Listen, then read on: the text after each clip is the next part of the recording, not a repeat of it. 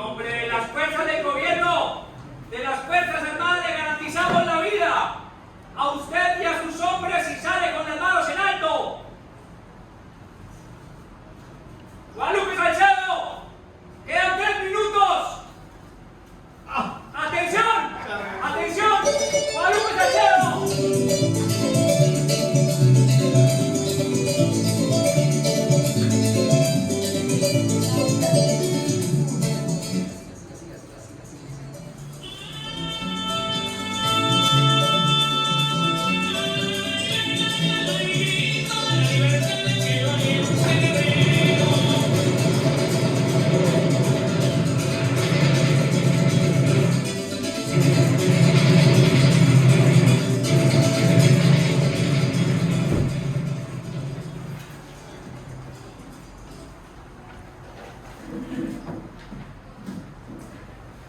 Bueno, pues este inicio así teatral, queremos como comentar un poco acerca del trabajo de la obra de Guadalupe años 50, que tiene como base los procesos de distanciamiento, que es una técnica que desarrolla el dramaturgo alemán Bertolt Brecht y que se hace énfasis en el trabajo de la Candelaria. Entonces, pues, con base en eso, hay una experiencia que es relevante para el teatro, no solamente colombiano, sino latinoamericano, de la postura de la creación colectiva. Nosotros repartimos el material, ustedes lo pudieron leer, vieron una escena de la obra de Guadalupe años 50, que es una obra creada por el Teatro La Candelaria de Bogotá, una obra que ha sido icónica, que es una obra que ha trascendido muchísimos espacios porque relata la historia de violencia del país, ha sido una obra muy, muy importante para nuestro país. Y en esa lectura pues podemos darnos cuenta que el personaje principal es Guadalupe Salcedo, una de las personas que lidera uno de los movimientos revolucionarios de los Llanos Orientales. Él se alza en armas y defendiendo el Partido Liberal o el liberalismo, más que partido, el liberalismo, en oposición al Partido Conservador que regía en esa época desde el gobierno de Laureano Gómez. ¿Sí? Entonces, la obra se desarrolla en un contexto de mucha violencia, en el cual Guadalupe Salcedo y sus tropas insurgentes pues le hacen la guerra al ejército, a la policía, y de ambos bandos mueren muchas personas. En la escena que pudimos ver es la escena, una de las dos versiones, una de las dos versiones. Esta es como la versión del Estado, ¿sí? En la cual dicen que Guadalupe sale armado y que las fuerzas lo asesinan. Y la otra la vamos a ver después de que compartamos el punto de vista de lo que sintieron cuando leyeron el material y cuando pues también vieron la representación que hicimos acá, la pequeña representación.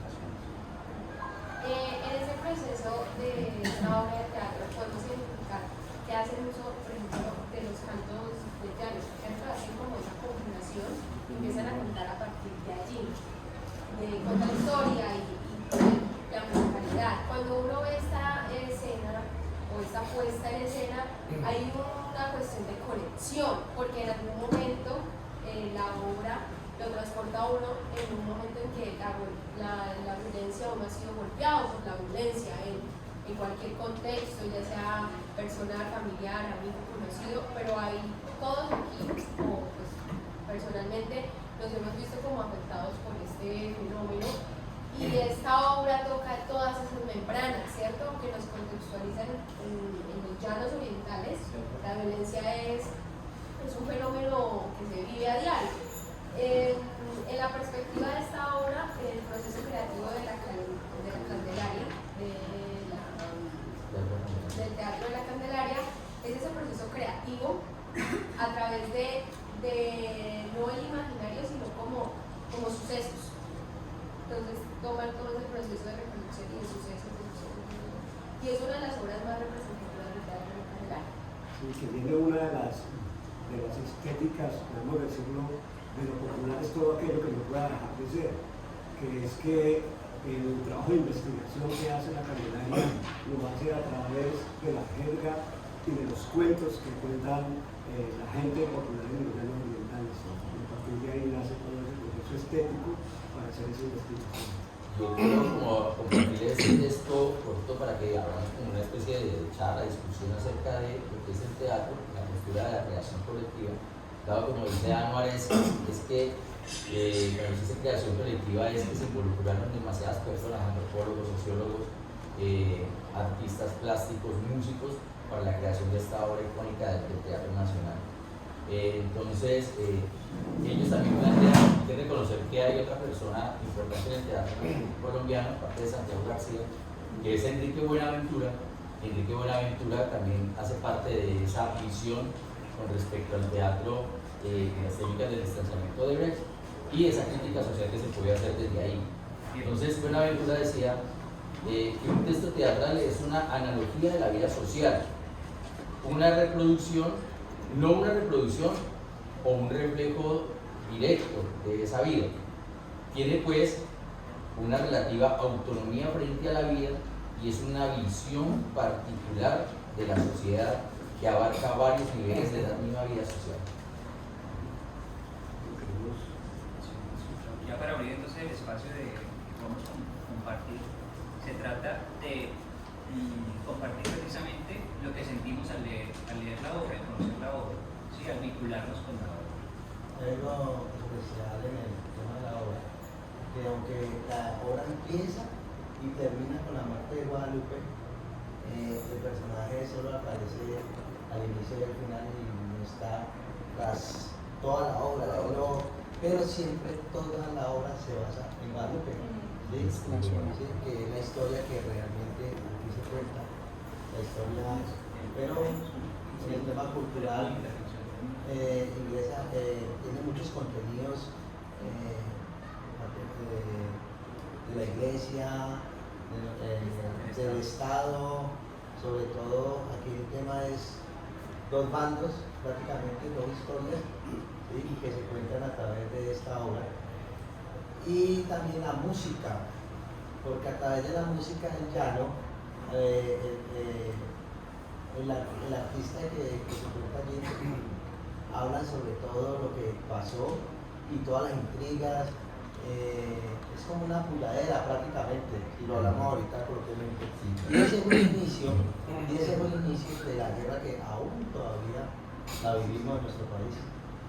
Estéticas de la violencia. Vamos a tener 2 minutos, vamos moderando el tiempo. Vale, yo quería resaltar que dentro de esta obra, que ya lleva bastantes años, pues la importancia que tuvo la obra en el momento en que salió, ¿no? Porque fue la crítica a lo que pasó y además de eso fue la crítica a la versión del Estado con la muerte de Guadalupe.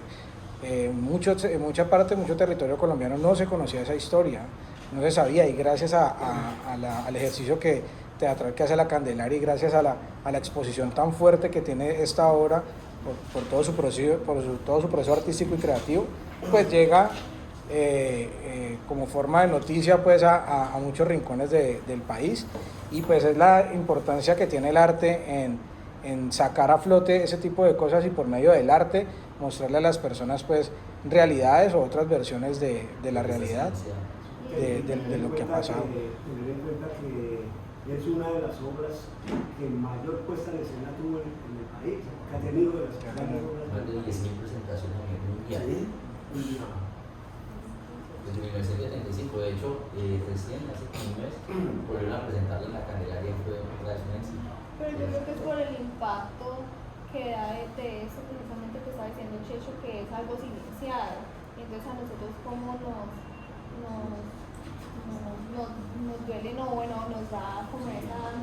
Sí, eso nos afecta, de ese tipo de injusticias o de que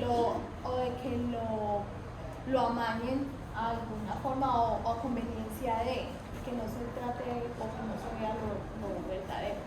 Complementando lo que dicen los compañeros, vemos como el arte es una herramienta para transmitir informaciones, historias, y sin ser no sé, excluyente, por eso a veces vemos que, aunque las personas amantes del arte a veces es un grupo muy selecto, a veces también es un grupo que tiene información y que tiene un contexto, que tiene una visión a veces más real y más vivencial y emocional sobre realidades que nosotros vivimos.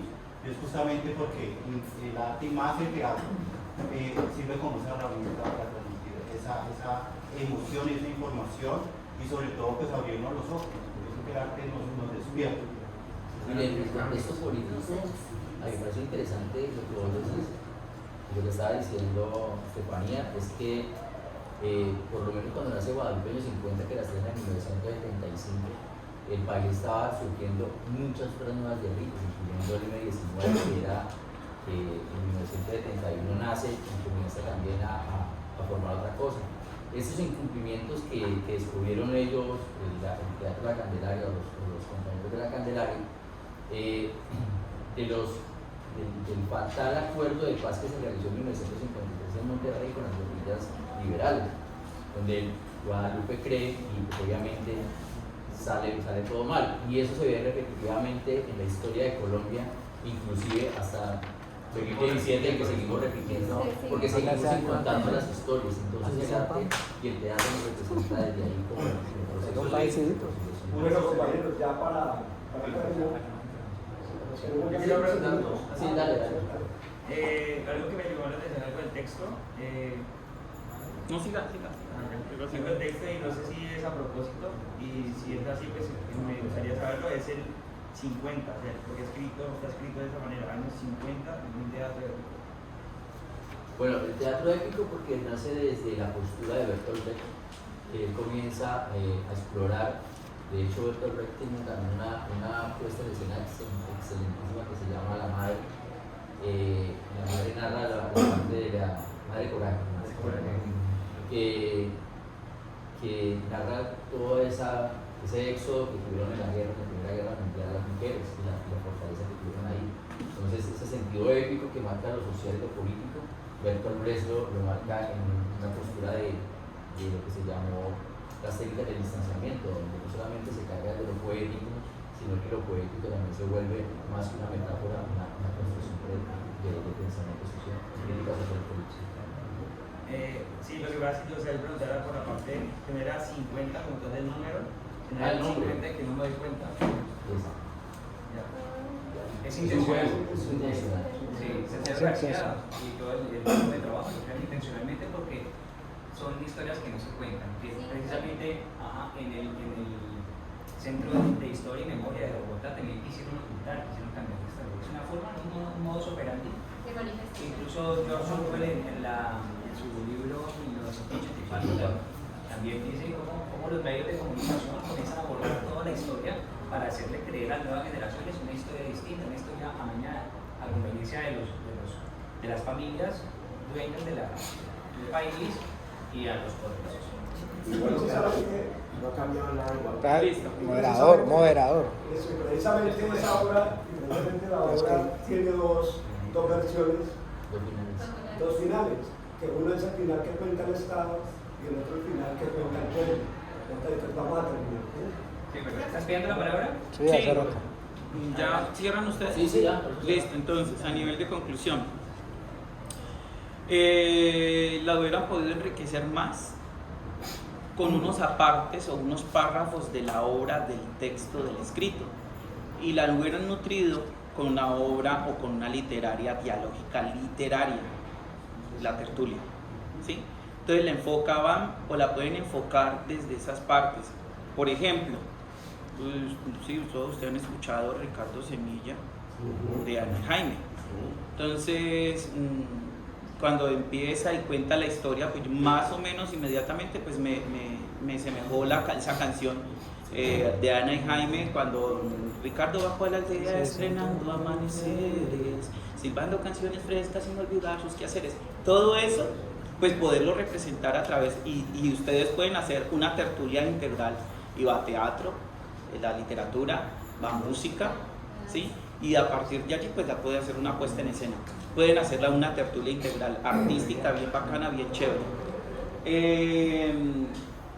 Resalto pues que cambia un poco o cambia mucho con la propuesta anterior del sábado pasado, a pesar de que no fueron ustedes los que arrancaron, pero hay una visión nueva, una puesta en escena y una propuesta muy diferente a lo que se tenía el concepto de la tertulia. Para mí las tertulias en este caso es poder enrutar a un estudiante o poder enrutar o poder generar otra forma de aprender y que no sea el maestro que esté hablando todo el tiempo, porque el maestro no se las sabe todas o el maestro no es el único que tiene el conocimiento. Partiendo de lo que aprecian los estudiantes, pues es una forma de cómo ellos aprenden. Hoy, por ejemplo, en danza yo les decía a los muchachos, cuando usted baile, dentro de los métodos que yo utilizo o dentro de los métodos que hay en la escuela de primera infancia, haga cosas exageradas y el niño recuerda eso y aprende más rápido. En este caso, en este preciso momento, haga cosas más, no ridículas, sino más que recuerden, que generen esa experiencia de vivencia, que el niño pueda recordar. Cuando usted le pregunte al niño sobre la clase o sobre la obra o tal parte de la obra, el niño se la va a contar. Que fue cuando el muchacho o el señor se tiró al piso y sacó unas pistolas y que yo no sé qué, el niño le va a contar y le va a narrar con pelos y señales, ¿sí? De una manera mucho más objetiva, ¿sí? Desde su punto, desde su parecer. Entonces, ¿cómo tener en cuenta esos aspectos para poder articularlo en el aula de clase? Vamos a terminar. ¡Guadalupe Salcedo! ¡Le quedan 3 minutos!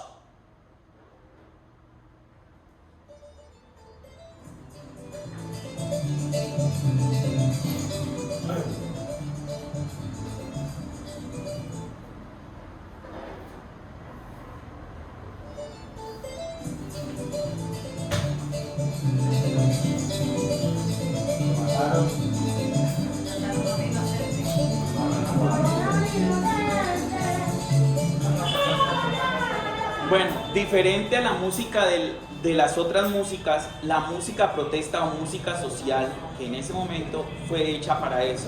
Sí. De las líneas de las músicas, la música llanera va muy en la línea de la música protesta o la música social. Tener muy en cuenta, gracias, tener muy en cuenta esos aspectos, porque cuando le enseñemos el tema del trabajo de los muchachos, en el tema de reivindicar derechos y un poco de cosas que se olvidaron. Entonces es como que irlos enrutando. No es que quiera decir que tengamos que formar allá revolucionarios, ni las guerrillas, ni los paramilitares, porque según cuenta mi mamá, la guerra de los 1000 días y esa vaina y todo ese tipo de cosas se vieron cosas muy espantosas. Y la familia de ella o ellos vivieron eso. Pero entonces es muchas veces cuando tú le mandas a hacer una tarea al niño de indagar y de consultar y que pueda traer de ese tipo de fuentes, que muchas veces se presentan las dos versiones que ustedes presentaron hoy. Lo que dice el pueblo, que fue una realidad, que es una realidad más cercana a otra realidad que traen los libros o otras realidades amañadas, otras historias contadas por otros. ¿Sí? Entonces muchas veces es como que esas diferentes fuentes de información que el niño las puede indagar.